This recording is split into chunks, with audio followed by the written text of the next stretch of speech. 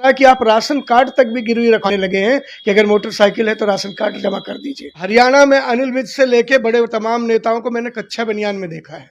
तुम मुगलों से भी ज्यादा जालिम हो क्या? तुम अंग्रेजों से भी ज्यादा खौफजदा हो क्या? सिलेंडरिया रानी 1000 रुपए का पेट्रोल हो गया है, एलपीजी हो गई है। आप चूड़ियां बेचने और बांटने नहीं आ रही। आपका वजन देखिए कितना बढ़ गया है, जितना दाम गैस सिलेंडर का बढ़ रहा है। तो मैं तमाचा मारता हूं ऐसे लोगों को। वाकई मुझे तो जूता मारना चाहिए। मैं तमाचा छोटा शब्द बोल रहा हूं कि अगर महंगाई बढ़ाने से राष्ट्रीय हित होता है तो लोग गाल लाल करके, मैं कहता हूं मैं शहीद होना चाहता हूं। ये घमंडी राजा आ गया है कि खूंटी पे डिग्रियां हैं और फंदा तलाशती गर्दनें घूम रही हैं। साहब कौन सुनेगा साहब? जिस देश का राजा बर्लिन में जाके ढोल पीट रहा हो, उस देश के नौजवान फांसी के फंदे सल्फास की गोलियां तलाश रहे हो, उससे ज्यादा निर्दयी आताताई शासक कौन होगा? छाती पीटने के वक्त पे मोदी जी आप ढोल पीट रहे हैं। आप देश को क्या बताना चाहते हैं? आज इतिहास उन्हें माफ नहीं करेगा। एक ऐसे कायर को चुन लिया जिसे न बच्चा है, न दर्द है, न बीबी है, न चूल्हा है, न चौकी है। ये अंधा बहरा लूला लंगड़ा मदमस्त शासक ढोल पीटता घूम रहा है और देश में लोग सुसाइड कर रहे हैं। चुनाव आने वाले हैं, मुसलमानों को रोन दो। चुनाव आने वाले हैं, मुसलमानों से हक छीन लो। चुनाव आने वाले हैं, कोई भगवान प्रकट कर दो। ये कुर्सी की गद्दारी, ये कुर्सी की यारी राष्ट्र से गद्दारी है और गद्दारों को ये वतन कभी माफ नहीं करता। लोगों के नौकरियां छूट गई, वो घर पर बैठे हैं। दुनिया का सबसे बेरोजगार मुल्क हिंदुस्तान बन गया है। दुनिया से सबसे ज्यादा भुखमरा मुल्क हिंदुस्तान बन गया है। ये सीना नहीं 56 इंच का पत्थर है जो कभी ऑक्सीजन पर गिरता है, कभी रोजगारी पर गिरता है, कभी डॉलर पर गिर जाता है। कि मैं जिंदगी में भारत में जन्म न लूं। आरएसएस वालों चेत जाओ, संघ वालों चेत जाओ। मोदी जी जब से आए हैं, मोदी जी ने सिर्फ और सिर्फ झूठे ख्वाब परोसकर लोगों की आंखों में उम्मीदों का नासूर बिठा दिया है कि अब लोग ख्वाब देखने से भी डरने लगे हैं। क्या तिलस्म है साहब कि साहब बर्लिन जाते हैं और ढोल पीटते हैं। किस खुशी में डंका बजा रहे ना, डंका बजा रहे। डंका किस खुशी का बजा रहे हैं? देश दुनिया में सबसे बड़ा बेरोजगार हो गया, इस बात का डंका बजा रहे हैं। डॉलर रुपए पर इतना भारी हो गया कि आज तक इतिहास में नहीं हुआ, इस बात का डंका बजा रहे हैं। 700-800 किसानों ने सुसाइड कर लिया, इस बात का डंका बजा रहे हैं। कश्मीर से लेकर कन्याकुमारी तक बेरोजगारों की कतार है, इस बात पर डंका बजा रहे हैं। ये डंका इस बात पर बजा रहे हैं कि आर्थिक स्थिति रसातल में चली गई है और श्रीलंका की हालत हमारे देशों में बिकने पड़ी आने वाली है। किस बात का डंका पीट रहे हैं डंकापति कि मुझे समझ नहीं आ रहा कि आप राशन कार्ड तक भी गिरवी रखवाने लगे हैं कि अगर मोटरसाइकिल है तो राशन कार्ड जमा कर दीजिए। देश में क्या स्थिति बना दी है? आप सपने लेकर आए थे साहब, बहुत हुई महंगाई की मार। ये महंगाई स्ट्रोक मार दिया ना, मास्टर स्ट्रोक मारा है। बहुत बढ़िया कहा आपने कि 100-125 का दाम करके 9 रुपए कम कर दिया। मास्टर स्ट्रोक मारिए ना। 46 रुपए के पेट्रोल था, आपने सत्ता संभाली, 36 पर ले आइए। 20 साल तक आप राज कीजिए। मारिए मास्टर स्ट्रोक। आप 20 साल की बात करें तो कह रहे 50 साल राज करेंगे। मैं कह रहा हूं 1000 साल मोदी जी रहे, बुद्ध से लंबी उनकी उम्र हो, लेकिन देश कितने साल जिएगा? मोदी की लंबी उम्र में भारत कितने साल जिएगा? भारतवासी कितने साल जिएंगे? हिंदुस्तानी कितने साल जिएंगे? ये सवाल ये। मोदी की उम्र लंबी होने से भारत की उम्र छोटी होती है कि नहीं होती?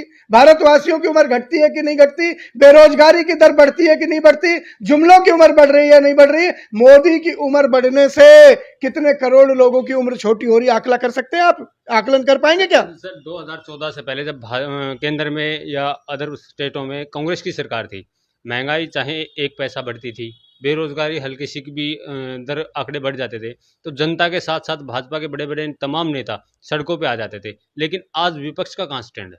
मैंने देखा है कि हरियाणा में अनिल विज से लेके बड़े तमाम नेताओं को मैंने कच्चा बनियान में देखा है प्रदर्शन करते हुए महंगाई के खिलाफ। कई लोगों को शिवराज चौहान से लेके और तमाम नेताओं को मैंने बैलगाड़ी की सवारी करते देखा है। मैंने तो उस जमाने में अटल बिहारी जी को भी बैलगाड़ी की सवारी करते देखा हुआ है साहब। आज वीडियो निकाल कर देख लीजिए कि संसद तक बैलगाड़ी पर चढ़ के आए थे माननीय अटल बिहारी वाजपेयी जब पेट्रोल का दाम बढ़ा था। मैंने स्मृति ईरानी जी को भी देखा था कि मनमोहन सिंह जैसे विद्वान आदमी को चूड़ी देने आई थी। मैं स्मृति ईरानी जी से आज कहता हूं कि मोदी जी का कद मनमोहन सिंह से बड़ा है। वो भाषण बड़े लच्छेदार देते हैं, बोलते बहुत हैं, उन्हें कांच की चूड़ियां नहीं, एक सोने का कंगन ही लाके दे दो। उनका लेवल बहुत बड़ा है, कंगन ही पहना दो, प्रतीकात्मक उनको भी उस तरह की जलील करो जिस तरह आपने मनमोहन सिंह जी को जलील किया था। बुद्धिमान आदमी जलील होगा, और एक पैसा आदमी जो महंगाई को डायन से डार्लिंग बना के गले लगा दे। मैं कहता हूं जनता भी तो साथ दे रही है ना उनका महंगाई पर। आप साथ दे रहे हैं? ये जनता कह रही है। आप जनता हैं? जनता तो सभी आप भी हैं। आप हैं? आप भी अपनी हैं, राय हम भी- बताइए। हम भी हैं, आप भी हैं। आप अपनी महंगाई, मैं अपनी बात नहीं कर रहा, मेरा पर्सनल ओपिनियन कुछ अलग हो सकता है, तो लेकिन कह- जनता तो बोलती है मैं कि कह 1000 तो- रुपए भी हो जाएगा तो भी हम जनता नहीं बोलती साहब, कुछ कार्यकर्ता बोलते हैं। जनता के बीच में आप सब जा ही नहीं पाते, क्योंकि आपको सिर्फ दंगा का पंगा लेना है, आपको सिर्फ चटुकारिता लोगों के पास जाना है। की तो हमने बात ही नहीं की, हम तो बेरोजगारी मैं क्या की कह बात रहा हूं, कर आज की मीडिया की स्थिति क्या है, किस बात पे डिबेट हो रही है? किसी भी बड़े चैनल के लाइमलाइट्स को देख लीजिए, डिबेट का मुद्दा शंकर निकले, ज्ञान व्यापी में हुआ सील, ज्ञान व्यापी में होगा सर्वे, महंगाई, बेरोजगारी, डॉलर, इन पर कहीं चर्चा है क्या? डिबेट है क्या? तो जनता कहाँ है? बता रहे ना कि देश हित में है वो तो। सब देश हित में, मतलब देश हित में शंकर जी तब से शुरू हुए हैं जब से मोदी जी आए, उससे पहले शंकर जी देश का हित नहीं हिंदुओं कर। को खतरे से निकाला ना। हिंदू खतरे में था, 500 साल मुगलों का राज हुआ, हिंदू खतरे में नहीं रहा साहब। 1000 ज्यादा से राज इस आताताइयों ने इस देश पर किया, हिंदू खतरे में नहीं रहा। 14 साल के मोदी के राज में हिंदू खतरे में आ गया। तुम मुगलों से भी ज्यादा जालिम हो क्या? तुम अंग्रेजों से भी ज्यादा खौफजदा हो क्या? तुम मंगल पांडे से भी ज्यादा लोगों को त्रासदी दी है क्या, जो हिंदू खतरे में आ गया? पहले उनके लिए बोलने वाला नहीं था, अब बोलने वाले आ गए, इसलिए आपको लग रहा है। देखिए, मुझे इस तरह के सवालों से ना बहुत एलर्जी होती है, बहुत ज्यादा एलर्जी होती है, कोफ्त होता है जब मुझे लगता है कि कोई बुद्धिमान आदमी बात नहीं कर रहा। उनके लगने, इनके लगने, इनके लगने, उसने कहा, इसने कहा, क्या है? अब सीधा सीधा सवाल पूछिए ना, आप में दम होना चाहिए, मुझे सीधा सवाल करो। पत्रकार के नाते इनको ने पूछ लिया, जनता ने पूछे, मेरे से सीधा सवाल कीजिए, आप मेरे सामने बैठे हुए। अब मेरे को वही तो कर रहा हूँ कि जनता कह रही है, सरकार कह रही है। क्या कह रही है सरकार?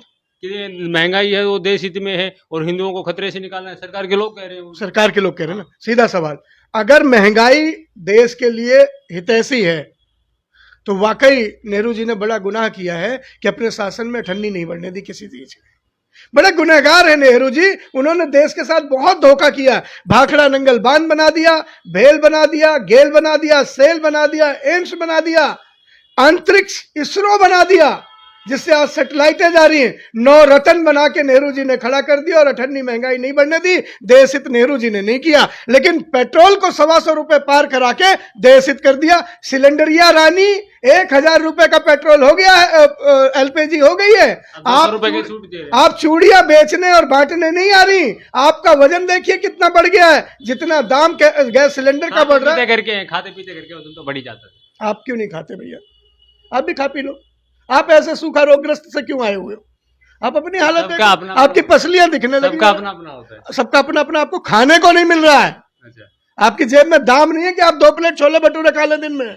ये आपकी हालत ऐसी दयनीय हो गई। आप ये पत्रकारिता का जो तगमा लिए घूम रहे हैं आलोक भाई, मैं आपको साधुवाद देता हूं, बड़प्पन देता हूं कि आप दिन में 1 रोटी 1 प्लेट थाली तलाशने के चक्कर में 10 दुकानें सोचते होंगे कि सस्ता कहां है। आप अच्छा नहीं तलाश रहे। ये आपकी स्थिति नहीं भाई, बुरा मत मानना, ये हम जैसों की भी स्थिति है। अगर घर में गाड़ी में 4 लोग खड़े हैं तो हम अच्छा खाना नहीं तलाश रहे, हम सस्ता खाना तलाश रहे हैं, बस पेट भर जाए हम। और अगर अच्छा खाना और सस्ता खाना, मुफ्त का खाना खाने की लाइन की कतार लग गई और इसे राष्ट्रहित कहते हैं, तो मैं तमाचा मारता हूं ऐसे लोगों को। वाकई मुझे तो जूता मारना चाहिए। मैं तमाचा छोटा शब्द बोल रहा हूं कि अगर महंगाई बढ़ाने से राष्ट्रहित होता है तो लोग गाल लाल करके, मैं कहता हूं मैं शहीद होना चाहता हूं। मिश्रा जी, मैं बात वहीं को लेके जाऊंगा बेरोजगारी के ऊपर। अगर बेरोजगारी चरम सीमा पे है, एसएससी जीडी 2018 में क्वालिफाई छात्र हुए थे, वो पिछले 4 साल से अलग अलग जगह पे प्रोटेस्ट कर रहे हैं। 100 से ज़्यादा छात्र आत्महत्या कर चुके हैं, प्रोटेस्ट नोट अपने सुसाइड नोट तक लिख करके, लेकिन सरकारों के कानों पे जू तक नहीं रेंग रही है। इसका कारण क्या? कारण यह है कि एक घमंडी राजा आ गया है, एक अनपढ़ राजा आ गया है। आज स्थिति देश में यह है कि खूंटी पे डिग्रियां हैं और फंदा तलाशती गर्दनें घूम रही हैं साहब। आज हमारे स्कूलों से निकल कौन रहा है, विद्यालयों से निकल कौन रहा है? 21-22 साल जीवन अपना नौजवान देकर एक कागज का टुकड़ा पाता है जिसमें बाप की गाड़े में पसीने की कमाई होती है, किसी का गिरवी घर होता है, किसी का गिरवी खेत होता है, किसी का गिरवी मकान होता है। ये सिर्फ इस बात की एक रसीद लेकर निकलता है कि मैंने 5 लाख 10 लाख रुपए 22 साल में खर्च किया और एक बेरोजगारी का सर्टिफिकेट पा लिया है। खूंटियों पे उस डिग्री को जाके टांग देता है वो नौजवान और फांसी का फंदा तलाशते हुए इधर उधर घूमता है। अंत में आपने कहा ना कि 100 से ज्यादा लोगों ने आत्महत्या कर ली, वो बेरोजगार हैं। 100 दिन से वो भूख हड़ताल पर बैठे हो, कभी दिल्ली के जंतर मंतर आते हैं, कभी आगरा जाते हैं, कभी ग्वालियर जाते हैं, कभी बनारस जाते हैं, देश भर में वो प्रदर्शन कर रहे हैं। और आपने ही बताया, एक आंकड़ा दिया कि लगभग 100 लोगों ने सुसाइड नोट लिख के आत्महत्या कर ली। कौन सुनेगा साहब? जिस देश का राजा बर्लिन में जाके ढोल पीट रहा हो, उस देश के नौजवान फांसी के फंदे सल्फास की गोलियां तलाश रहे हो, उससे ज्यादा निर्दयी आताताई शासक कौन होगा? ये घमंड और पाखंड की पराकाष्ठा है। छाती पीटने के वक्त पे मोदी जी आप ढोल पीट रहे हैं। आप देश को क्या बताना चाहते? दुनिया के लोग अंधे नहीं है। जहां जहां जाके डंकापति जी आपने डंका बजाया है, वहीं के पत्रकारों ने लिखा हुआ है। एक मरे हाथी पर सिंहासन लाद कर एक राजा को बिठाया हुआ है। मरा हुआ हाथी हमारी अर्थव्यवस्था थी और राजा वही डंकापति जो जाज के गलियों में डंका पीट रहे हैं बर्लिन में। कितना पैसा जिनमें हवाई जहाजों में जाके आप ढोल ले जाके पीट रहे हैं। अरे 100-200 ढोल आप जैसे पत्रकार ले जाके उन्हें दे दो भैया। बर्लिन में ढोल मत बजाओ, अपने ही जनपद में अपने ही घर पे ढोल पीट लो, आपकी ढोल पीटने की स्थिति सुधर जाएगी। कम से कम छाती पीटने वाले लोगों का दर्द देख पाएंगे आप। मिश्रा जी, जिस देश में उन छात्रों का एक नारा है वर्दी दो या अर्थी दो, जिस देश में आर्मी एयरफोर्स और देश की सुरक्षा करने के लिए ज्वाइन करना के लिए इस प्रकार के नारे लगाने पड़ रहे हैं, तो देश किस दिशा में जाएगा? विपक्ष भी उस पर नदारद दिखाई देता है, विपक्ष भी कुछ नहीं बोलता उसके ऊपर। जो जो उनके साथ नहीं खड़ा वो दोषी हैं। वो समय के साथ गद्दार लिखे जाएंगे, चाहे वो पक्ष का नेता हो या विपक्ष का नेता हो। अगर आप नेतागिरी करने आए, सामाजिक जीवन देने आए हैं, समाज के अंदर आपने अपनी बात को रखना है, तो वो सारे लोग भीष्म पितामह की तरह सदैव दोषी कहलाएंगे। उसमें सिर्फ सत्ता में बैठी सरकार ही नहीं, विपक्ष में बैठे वो लोग भी हैं जो भय से, डर से, खौफ से, किसी भी कारण या लालच लोलुपता से, जिस भी वजह से आज उनको साथ नहीं दे रहे।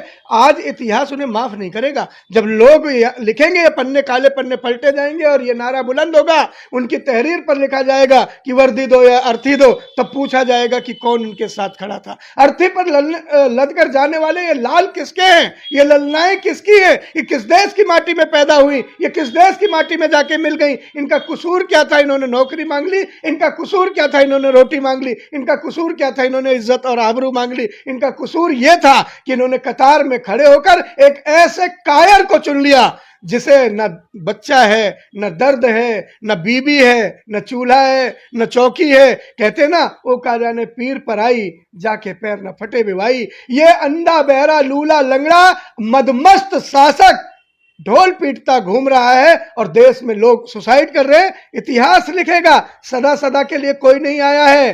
मोदी जी, सदा सदा के लिए न राम रहे न कृष्ण रहे, किसी के चित्र की पूजा नहीं होती साहब, चरित्र की पूजा होती है। और आपका चरित्र जुमलों से भरा है, आपका चरित्र झूठ से भरा है, आपका चरित्र फरेब से भरा है, आपका चरित्र किसानों की हत्याओं से, छात्रों की अर्थियों से लदा पड़ा है। जब इतिहास का पन्ना खंगाला जाएगा तो आपके आंसुओं की धार भी उसे धो नहीं पाएगी। भारत का हर बच्चा बोलेगा हमने गुनाह किया था। एक काला इतिहास 2014 से लेके तब तक, जब तक स्वयं शासक रहेंगे, काला अध्याय लिखा जाएगा कि देश की अर्थव्यवस्था पे कुठाराघात हुआ, देश के रोजगार पे कुठाराघात हुआ, देश के अरमान पे कुठाराघात हुआ, देश के स्वाभिमान सम्मान पर कुठाराघात हुआ और देश की अस्मिता पर कुठाराघात हुआ। बस एक मैच चल रहा था, एक तरफ हिंदू थे, एक तरफ मुसलमान थे। अंपायर हमारा शासक था, अंपायर हमारा राजा था, अंपायर सीटी बजाता था। चुनाव आने वाले हैं, मुसलमानों को रोन दो। चुनाव आने वाले हैं, मुसलमानों से हक छीन लो। चुनाव आने वाले हैं, कोई भगवान प्रकट कर दो। चुनाव आने वाले हैं, 125 रुपए पेट्रोल का दाम बढ़ा के 9 रुपए कम कर दो। ये चुनावबाजी, ये कुर्सी की गद्दारी, ये कुर्सी की यारी राष्ट्र से गद्दारी है और गद्दारों को ये वतन कभी माफ नहीं करता, माफ आप भी नहीं किए जाएंगे। मिश्रा जी, लास्ट में यही जानना चाहूंगा, एक तरफ कहा जा रहा है कि देश सुरक्षित हाथों में, वहीं अगर दूसरी तरफ में आंकड़ों की बात करें तो पिछले 4 सालों से आर्मी एयरफोर्स वगैरह की भर्तियां रुकी हुई है। 72,000 वैकेंसी रेलवे की कैंसिल कर दी गई हैं। नर्सों की वैकेंसी 2016 से कभी अब नहीं हुई है, ना कोई नर्स अपॉइंट की गई, ना उनकी नर्सों की वैकेंसी निकाली गई। आंकड़ा यह है कि 8 करोड़ करीब लोगों के नौकरियां छूट गई, वो घर पर बैठे हैं। दुनिया का सबसे बेरोजगार मुल्क हिंदुस्तान बन गया है, दुनिया से सबसे ज्यादा भुखमरा मुल्क हिंदुस्तान बन गया है। हमारे ही जमीन से निकले हुए छोटे छोटे टुकड़े, मैं कहता हूं, एक बात बड़ी संजीदगी से कहता हूं कि दुनिया की मां बच्चा जन्म देती हैं, लेकिन भारत की मां इंदिरा गांधी ने एक देश को जन्म दिया, और इस देश का नाम बांग्लादेश है। और आज बांग्लादेश भी भारत से आगे निकलकर इनको ठेंगा दिखा रहा है कि हे डंकापति, तुम सिर्फ ठेंगा दिखाने लायक हो। देखो, हमारी अर्थव्यवस्था भी तुमसे आगे, हमारा रोजगार इंडेक्स भी तुमसे आगे, हमारे यहां काम भी तुमसे आगे। भले ही हम तुमसे जमीन में, तुम्हारी जमीन से निकले हुए हो, तुम्हें ही लेकिन आज जमीन दिखा रहे हैं। उनकी जमीन पैरों के तले की जमीन खींच ली है बांग्लादेश में, इन्हें अब भी सीख नहीं आ रही। मैं कह रहा हूं, जलती हुई लंका को देख लो, जलती हुई लंका की अर्थव्यवस्था को देख लो। वहां भी ऐसा ही एक घमंडी शासक था, वहां भी ऐसा ही एक पाखंडी शासक था। 56 इंच का सीना नहीं था सर, 12 इंच का तो था, कम से कम 12 इंच का तो रहा होगा। अगर 12 इंच के आने पे इतनी बड़ी आग लगी है, तो 56 इंच के आने पे कितनी बड़ी आग होगी, ये समझ सकते हैं आप। जितना बड़ा सीना, मैं तो कहता हूं ये सीना नहीं, 56 इंच का पत्थर है, जो कभी ऑक्सीजन पर गिरता है, कभी रोजगारी पर गिरता है, कभी डॉलर पर गिर जाता है, कभी रुपए पे गिर जाता है, कभी लोगों की खुशहाली पे गिर जाता है, कभी अमन शांति भाईचारे पे गिर जाता है। तो जिस दिन से साहब आए हैं, इन राम भक्तों की सरकार जिस दिन से आई है, उन दिनों से राम और हनुमान बहुत दुखी हैं साहब, दोनों बहुत दुखी हैं। तो बड़े खुश हैं। राम भक्त राम नवमी पर, जिस देश में जहां आराध्य प्रभु राम ने जन्म लिया है, राम जन्म पर जहां लड्डू बटा करते थे, ये जब से आ गए हैं साहब, पत्थर बरस रहे हैं। कौन है ऐसे लोग, इनके शासन में क्यों राम के जन्म पर पत्थर बरसने लगे? लोग क्यों पत्थर बरसाने को मजबूर हो गए? कौन वो लोग हैं जो चलती हुई मस्जिदों के ऊपर चढ़ के मीनारों पर कहते हैं कि जय श्री राम, और वहां भगवा बांध देते? किसने हक दिया दूसरे के पूजा स्थल पर आप जाकर अपना भगवा लहरा दीजिए? क्या कर रहे हो आप? बलि लेंगे, जान लेंगे, लोगों को मारेंगे, धर्म पर नाम पर लड़ाएंगे, और 36% का वोट, 56 इंच का सीना अपने हिस्से करके बड़ी वाली कुर्सी अपने पास रखेगा। ये नहीं चलेगा। मैं कहता हूं अभी और जुल्म होंगे, अभी तो बस शुरुआत है। साहब को एक बार और जीत जाने दो, 200 रुपए पेट्रोल ना हो जाए, 2000 रुपए गैस सिलेंडर ना हो जाए, भुखमरे कम से कम आधा देश भुखमरी ना हो जाए, और राशन कार्ड हर घर से ना छीन लिया जाए। तो कहना अभी गेहूं छीन लिया गया है, अब राशन कार्ड छीन लिया गया है, अभी आगे आगे आपको मुझे लगता है कि आप सांसें लेंगे अपनी, तो सांसों भी पे टैक्स होगा। कोई ना कोई अंधभक्त आके आपके दिल को चेक करेगा, साहब कितनी सांसें ली है, इतने रुपए दे दो, उसी हिसाब से टैक्स देना होगा। उसी हिसाब से हर सांस पे कर होगा। जजिया कर को मात करके ये मदमस्त शासक, ये सिर्फ अपनी थाली को सजा रहे, अपनी रोटी को सजा रहे। देखिए देश का दुराभाव देखिए, शर्म आती है मुझे कहने में, बहुत लज्जा आती है, बड़ी पीड़ा होती है कि एक तरफ दुनिया के 10 अमीरों में अडानी साहब आ गए हैं, और भारत बेरोजगारी में किस पायदान पे खड़ा हो गया, भुखमरी पे किस पायदान पे खड़ा हो गया। जो मोदी साहब का चहेता है वो नंबर 1 बनेगा, और जो कतार में खड़ा होकर कतरा कतरा पसीना बहा के अपनी वोट देकर सरकार चुनेगा, वो भुखमरी के कगार पे होगा। उसके बच्चे डिग्री लेके फांसी का फंदा तलाशेंगे, सल्फास की गोलियां तलाशेंगे, और अंत में अपने बाप को लिखकर चले जाएंगे, पिताजी माफ करना, मैं पढ़कर भी इस लायक नहीं हो पाया कि नौकरी पालूं। मेरी चिता को इस बात से अलविदा कह देना कि मैं जिंदगी में भारत में जन्म न लूं। ये भारत की स्थिति बना दी गई है। शर्म आती है मुझे, शर्म आती है कहने पर कि आज नहीं समझ रहा देश, आज नहीं चेत रहा देश। धर्म आपका अपना व्यक्तिगत अधिकार है, लेकिन जब धर्म राष्ट्र पर भारी हो जाएगा तो राष्ट्र खंडित हो जाएगा। ऐसा ही नाजियों ने किया है, ऐसा ही श्रीलंकाइयों ने किया है, ऐसा ही पाकिस्तानियों ने किया है, ऐसा ही दुनिया में तमाम मुल्कों ने किया है। सद्दाम हुसैन जैसे भी इसकी नजीर थे, आज ऐसा ही मोदी साहब क्यों कर रहे हैं? देश बड़ा है या धर्म बड़ा है, ये सोचना होगा। अगर देश बड़ा है आलोक भाई, तो देश के लिए आपने क्या किया? जुमलेबाजी में नंबर 1 बना दिया, बेरोजगारी में नंबर 1 बना दिया, बेईमानी में नंबर 1 बना दिया, भ्रष्टाचार में नंबर 1 बना दिया, हैप्पीनेस का इंडेक्स सबसे नीचे चला गया है। जेब खर्ची नहीं है, जेब खर्ची नहीं है लोगों के पास। और आने वाला समय अगर ऐसा ही रहा तो मैं कहता हूं कि भूखमरों की एक लंबी फौज होगी, कश्मीर से कन्याकुमारी तक बेरोजगारों की कतार होगी, आंसुओं का कतरा कतरा सैलाब बनेगा और बहते हुए सैलाब में, इस सुनामी में अंधभक्तों की टोली डूब जाएगी, रसातल में चली जाएगी, इनको देखने वाला कोई नहीं होगा। श्रीलंका में खींच खींच के मारे जा रहे हैं वही लोग जो ये ऐसे ही अंधभक्त थे। अगली बारी तुम्हारी है। मैं तो एक छोटा साधना सा नागरिक हूं, सिर्फ समाज समझा सकता हूं, बता सकता हूं। अगर अपनी मोटी चमड़ी पर जूतों की बरसात नहीं चाहिए तो अभी से भी सच बोलना शुरू कर दो। अभी वक्त है, देश को बचा लो। किसी भी नेता से बड़ा देश है, किसी भी शासक से बड़ा देश है, किसी भी व्यक्ति से बड़ा देश है। अरे भैया, देश रहेगा तो हम रहेंगे, देश ही नहीं रहेगा तो किसी का मंदिर बना लो, फायदा क्या है। आरएसएस वालों चेत जाओ, संघ वालों चेत जाओ। आपकी वंदनाओं में मैं जाता हूं। मैंने आपके संस्कारों से सीखा है कि देश हमें देता है सब कुछ, हम भी तो कुछ देना सीखे। आपने जिस व्यक्ति को खड़ा कर दिया वो देश को क्या दे रहा है, वो आप इसका आकलन करें। आपने क्या कोई अपने मुखौटे के रूप में कोई गलत आदमी को तो नहीं चुन लिया। प्रश्न है, यक्ष प्रश्न है। आरएसएस को भी जवाब देना होगा। दुनिया की सबसे बड़ी संस्था को यह बताना होगा कि उन्होंने ऐसे नुमाइंदों को क्यों आगे बढ़ा दिया जो उनकी ही नहीं सुनता, उनकी ही नहीं मानता।